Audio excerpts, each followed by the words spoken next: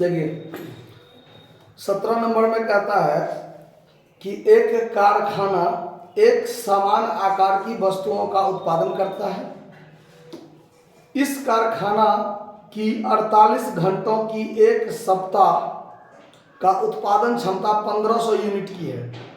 यानी 48 घंटे, एक सप्ताह में 48 घंटा वो काम करता है तो वो 1500 यूनिट तैयार कर सकता है। निम्नलिखित सूचना लागत के विभिन्न तत्वों को दर्शाती है जो कि लगातार 3 सप्ताहों का संबंधित है, जबकि उत्पादन सप्ताह से सप्ताह बदला गया है। आपको दिया गया है 3 सप्ताह का अलग अलग ब्यौरा दिया हुआ है, देख लीजिए।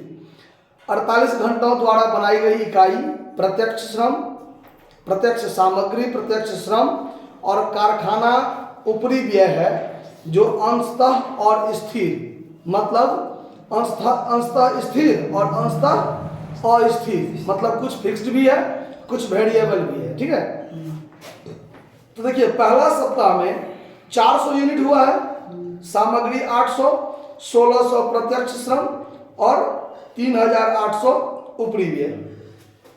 दूसरे सप्ताह में 500 यूनिट, 1000 श्रम सामग्री, 1200 श्रम और 4000 ऊपरी व्यय। और 800 यूनिट बनाया है तो 1600 सामग्री, 3200 श्रम और 4600 कारखाना ऊपरी व्यय। ठीक है, अब इसमें बनाना कैसे है इसको, और उसका हमको टेंडर प्राइस निकालना है। एक सप्ताह का 1000 यूनिट है तो क्या होगा। तो अब इसमें अगर हम यहाँ फॉर्मेट बना दिए हैं कि स्टेटमेंट ऑफ कॉस्ट पहले वाला वीक लिखे हैं, ये पहला सप्ताह का, ये दूसरे सप्ताह का, ये तीसरे सप्ताह का। ठीक है, अब इसमें 400 यूनिट बनाया, इसमें 500 यूनिट बनाया, इसमें 800 यूनिट बनाया। तो अब हम यहाँ पर लिखते हैं मटेरियल। तो मटेरियल 400 यूनिट बनाया है तो 800 लगा है, 500 यूनिट बनाया है तो 1000 लगा है ना, और 800 यूनिट बनाया है तो 1600 लगा है। अब इसी के आधार पर हमको यहाँ पर मटेरियल लगाना है। तो मटेरियल एट द रेट कितना रुपया पर यूनिट के हिसाब से लग रहा है। तो अगर हम इसमें तुलना करके देखें तो 400 पर 800, 500 पर 1000, 800 पर 1600, मतलब दुगुना है, मतलब एक यूनिट पर 2 रुपया लगता है। तो ये आपका एट द रेट ऑफ 2 रुपया पर यूनिट लग रहा है ना। तो 1000 यूनिट पर कितना मटेरियल लग जाएगा हमको, 2000। ठीक है, अब यहां पर हम देखते हैं वेजेस यानी लेबर। 400 यूनिट पर 1600, 500 यूनिट पर 2000 और 800 यूनिट पर 3200। अगर देखें तो 4 गुना है सर, गौर से देखिए तो बराबर है, पर यूनिट 4 रुपए के हिसाब से लग रहा है। तो यहां भी अगर हम वेजेज लगाएंगे तो एट द रेट ऑफ 4 रुपया पर यूनिट लगेगा कि नहीं लगेगा, पर यूनिट लगेगा। तो 1000 पर 4 रुपया के दर से कितना लग जाएगा, 4000। कोई दिक्कत। अगर इसको हम जोड़ दें तो ये हमारा क्या हो जाएगा, प्राइम कॉस्ट। ये हो गया 2400, ये हो गया 3000 और ये हो गया 4800। ठीक है, तो ये भी हमारा कितना हो जाएगा, 6000।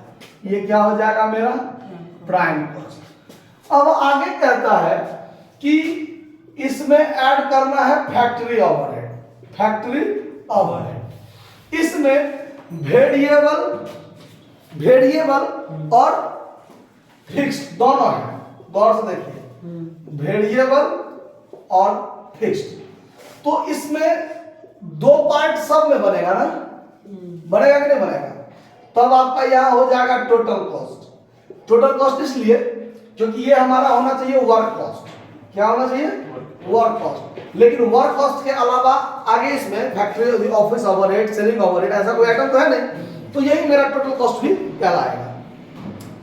तो अब देखिए, अब यहां पर आपको एक वर्किंग नोट करके देखना पड़ेगा। वर्किंग नोट क्या, तो यहां जो खर्चा है 400 यूनिट पर, देखिए अभी इसको हम मिटा देते हैं, बाद में फिर इसको हम अभी लिखेंगे फिर मिटाएंगे, फिर मिटाएंगे। अभी देखिए यहां पर हमको 3800 लग रहा है, यहां हमको 4000 लग रहा है और यहां हमको 4600 लग रहा है ना 4600। लेकिन इसका दो पार्ट बन जाएगा। कितना पार्ट बनेगा? दो पार्ट। कुछ फिक्स्ड कुछ वेरिएबल, कुछ फिक्स्ड कुछ वेरिएबल, कुछ फिक्स कुछ वेरिएबल। तो फिक्स क्या होता है? आपका आउटपुट बढ़े चाहे घटे कोई असर नहीं होगा। वेरिएबल होता है पर यूनिट के आधार पर बदलेगा। फिक्स होता है, आप 1000 बनाइए, 2000 बनाइए, 5000 बनाइए, कोई फर्क नहीं पड़ेगा उस पर। और वेरिएबल क्या होता है? जितना आउटपुट बढ़ेगा घटेगा चेंज होगा। तो अब यहां पर आपको दो चर वाले रैखिक समीकरण आप लोग मैट्रिक में पढ़े होइएगा, एक्स वाई वाला। यहां पर आपको उस नियम को थोड़ा फॉलो करना पड़ेगा। देखिए यहां क्या करते हैं, हम कैलकुलेशन कर रहे हैं कि हमारा फिक्स कितना होगा, वेरिएबल कितना होगा वो। तो लेट फिक्स्ड एक्सपेंस जो है मेरा वो हम एक्स मान लेते हैं, ठीक है। और वेरिएबल जो है मेरा, फिर variable expense Y rupees per unit, Y rupees per unit बदलेगा। तो बदलेगा तो जब हमारा 400 यूनिट पर हम काम कर रहे हैं, देखिए तो 400 यूनिट बराबर हमारा खर्चा है कितना? 3800 है ना। तो इसका जो हम दो पार्ट बनाएंगे, तो एक पार्ट बनेगा फिक्स वाला एक्स और प्लस 400 यूनिट पर वाई रुपया पर यूनिट लगता है, तो 400 वाई खर्चा होगा ना मेरा। तो ये दोनों को जोड़ देंगे तो यही ना होगा बराबर में, एक यूनिट पर वेरिएबल वाई रुपया खर्चा होता है। तो फिक्स है कि एक्स रुपया हमारा हर हाल में खर्चा होगा, और जितना यूनिट बनाएंगे उतना 400 गुने उतना कर देंगे वाई रुपया पर यूनिट के हिसाब से।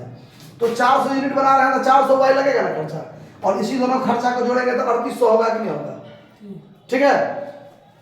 और जब हम 500 यूनिट बनाते हैं तो हमको 4000 लगता है, तो इसका भी दो पार्ट बनेगा, एक तो फिक्स एक्स रुपया लगेगा, और फिर हम 500 यूनिट बनाते हैं तो 500 वाई तो हमको लगेगा। अगर हम 800 यूनिट बनाते हैं तो हमको 4600 लगा, तो फिर इसका दो पार्ट बनेगा, एक तो एक्स और दूसरा 800 वाई। यही दोनों को जोड़ के ना ये होगा। तो यहां से मेरा 3 समीकरण बना। कितना समीकरण? 3 समीकरण। एक समीकरण मेरा बन गया x प्लस 400 y बराबर 3800, x प्लस 500 y बराबर 4000, और x प्लस 800 y बराबर 4600। बना 3 समीकरण। तीनों में से कोई भी दो समीकरण को पकड़ लीजिए, आपका x y का मान निकल जाएगा। कोई भी दो समीकरण पकड़ लीजिए, हम समीकरण 1 2 पर काम कर लेते हैं। हमको थोड़ा जगह का अभाव है, आप लोग स्टेप बाय स्टेप सही से बनाइएगा। समीकरण 1, 2 में से समीकरण 1 को घटा दीजिए, 2 में से 1 को घटा दीजिए, क्योंकि ये थोड़ा बड़ा है और ये थोड़ा छोटा है, तो बड़का में छोटा। अब 1 में से 2 भी घटाइएगा तो भी आंसर निकलेगा। दोनों साइड माइनस में आएगा, माइनस माइनस काट दीजिएगा, बड़ा। तो हम बड़के में से छोटा क्यों ना घटाएं, नजर तो बता रहा है कि बड़ा है। तो x प्लस 500 y बराबर 4000, इसमें से x प्लस 400 y बराबर 3800 घटा दीजिए, तो माइनस माइनस माइनस हो जाएगा, ये कट जाएगा। तो इधर बचेगा 100 y बराबर कितना? 200। 4000 में से 3800 जाएगा तो 200, तो ये से ये कट जाएगा, तो y बराबर कितना? 2। अब y का मान समीकरण 1 में रखिए। y का मान समीकरण 1 में रखने पर मान लीजिए putting the value of y in equation number first, आप लोग इंग्लिश में ऐसे लिख सकते हैं। तो x प्लस 500 या 400 जो कुछ भी हो, 400 y बराबर 3800 है मेरा। तो x बराबर 3800 माइनस ये 400 y होगा कि नहीं होगा, है? तो x बराबर 3800 घटे 400 गुने 2 कीजिएगा, 400 गुने 2 800 कर दीजिएगा, तो 3000 बचेगा। यानी हमारा फिक्स खर्चा जो है वो 3000 है, और वेरिएबल पर यूनिट पर 200, पर यूनिट पर 200। तो अगर अब हम इसको मिटाते हैं, देखिए अब इसको मिटा देते हैं। देखिए वेरिएबल सब में 3000, वेरिएबल फिक्स सब में कितना?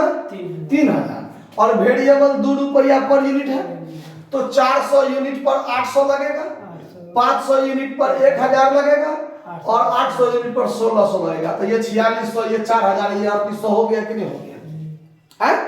तो वैसे ही जब हम इसमें ऐड करेंगे फैक्ट्री ओवरहेड तो इसमें एक हो जाएगा फिक्स्ड और एक हो जाएगा वेरिएबल। तो फिक्स तो फिक्स है 3000, फिक्स तो फिक्स है कितनी 3000 लगेगा।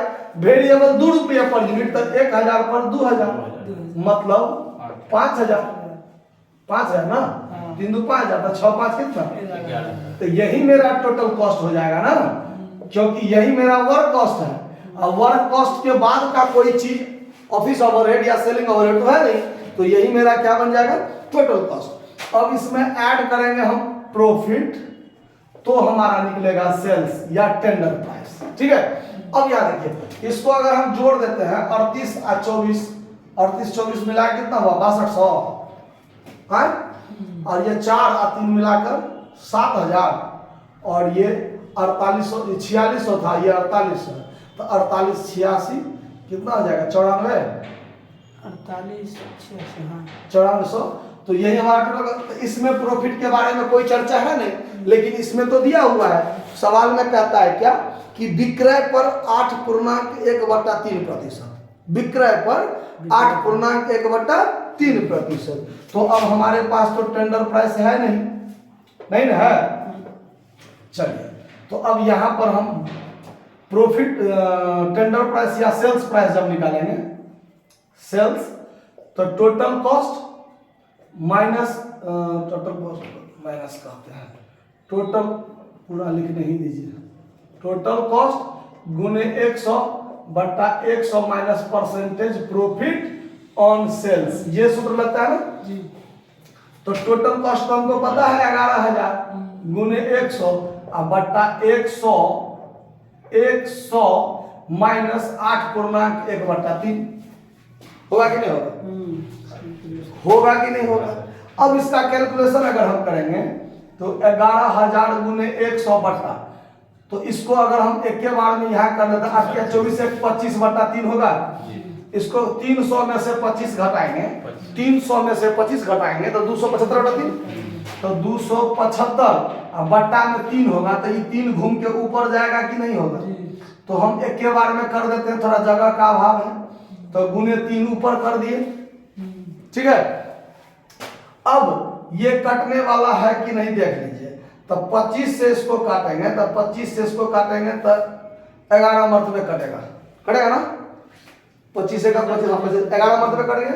अब 25 से अगर इसको काटेंगे तो 4 कटा ना, 25 चौका 100, 11 से इसको काट देंगे तो 1000, तो 4 तिया 12, 12 का 12, तो 12000 हो गया। यहाँ हो गया कि नहीं हो गया? तो 12000 हुआ सेल्स और कॉस्ट है इतना, तो 1000 क्या निकलेगा प्रॉफिट निकलेगा कि नहीं निकलेगा? समझ में आया ये बात कि नहीं आया? समझ में कोई दिक्कत समझने में? चलिए, तो इसको नोट कर लीजिए। धन्यवाद।